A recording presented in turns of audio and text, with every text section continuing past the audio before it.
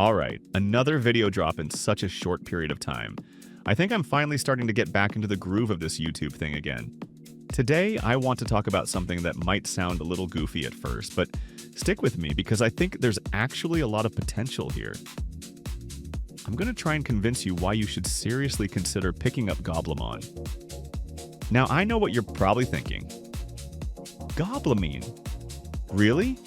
But hear me out, because the more I played around with this idea, the more it started to make sense. So here's the deal. Each Goblimon variant actually comes with its own ability that has a guaranteed 100% chance to apply a debuff to the boss. That's not sometimes, that's not if you're lucky, it's guaranteed. When you stack that with the passive called Booing, which extends debuffs by 2 turns, things start to look very interesting. Think about it. You're applying guaranteed debuffs, they last longer thanks to Booing, and on top of that, you can still stack additional debuffs from other sources. That's already a solid foundation for a strategy. Now imagine running all 3 Goblimon variants together, each one applying a different type of debuff, and then all of them benefiting from that passive extension. Suddenly you've got a team that can keep bosses locked down with constant debuffs for essentially the entire fight.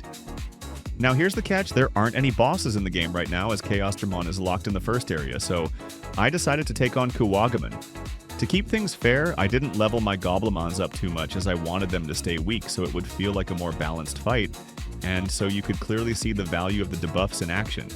Even though Goblimon isn't the toughest boss, this little test does give you a pretty good idea of how the strategy works in practice. While we're on the topic of debuffs, let me point out something else I stumbled across in Adventure Mode. There's an attachment called Poison Attack, and what it does is give you a 10% chance to apply poison to the enemy whenever you attack.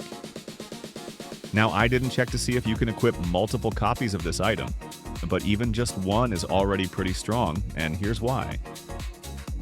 Poison inflicts damage over time based off of a percentage of the target's maximum health every turn, and when bosses have health pools over 100,000, shaving off 6% per tick starts to add up really quickly.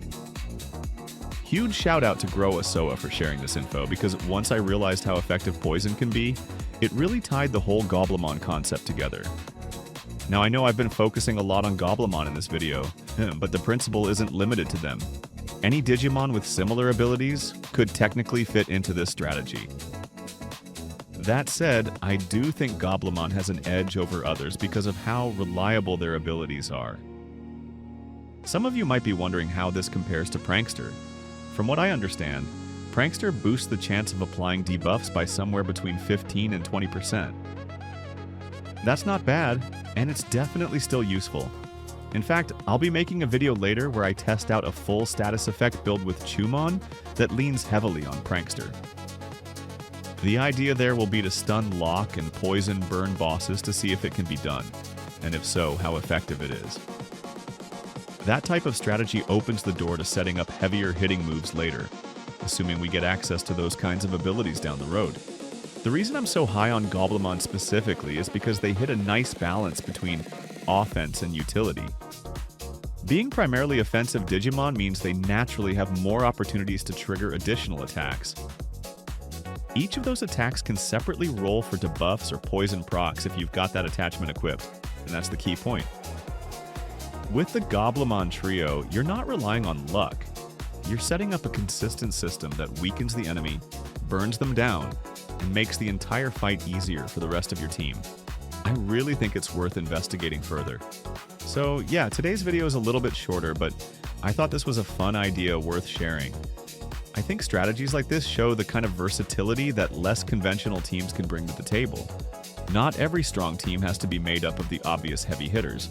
Sometimes the overlooked Digimon like Goblimon end up having some of the most interesting potential when you really dig into their abilities. I'm still working hard on the big passives tier list, or maybe I should call it more of a passives evaluation list. The goal is to break down which passives I think give the most long-term value for anyone looking to max out their stats.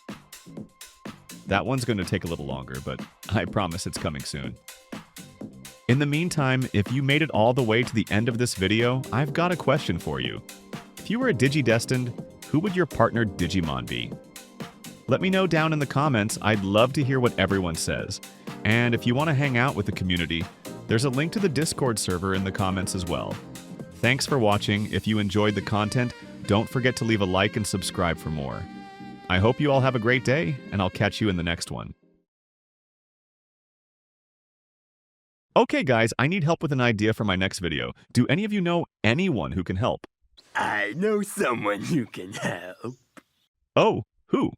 My mom! Whoa! Whoa!